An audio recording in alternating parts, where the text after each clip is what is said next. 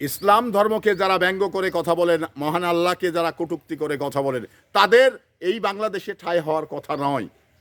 আপনারা জানেন, কারণ এখানে 95% লোক মুসলমান এবং মুসলমানের চেতনা ধারণ করে চলেন। তো সেই জায়গা থেকে এই যে একটি ব্যক্তি, একটি বাউল শিল্পী যে এই ধরনের কথাবার্তা বলে গোটা মুসলিম জাতিকে উত্তেজনার ভিতরে ফেলে দিয়েছেন, তার ধমনীর রক্তটাকে মানে টকবক করে ফোটার কথাবার্তা বলেছেন, তো এই মানুষটির আসলে আইনে কি হওয়া উচিত? কারণ আপনারা জানেন যে ইসলাম ধর্মের পুরেই, যদিও বা রাষ্ট্রীয় ধর্ম ইসলাম, তারপরেও পরিপূর্ণ ইসলাম কিন্তু আমাদের রাষ্ট্রীয় ক্ষেত্রে ব্যবহার করা যায় না, যেখানে অসাম্প্রদায়িক একটি মানে রাষ্ট্র।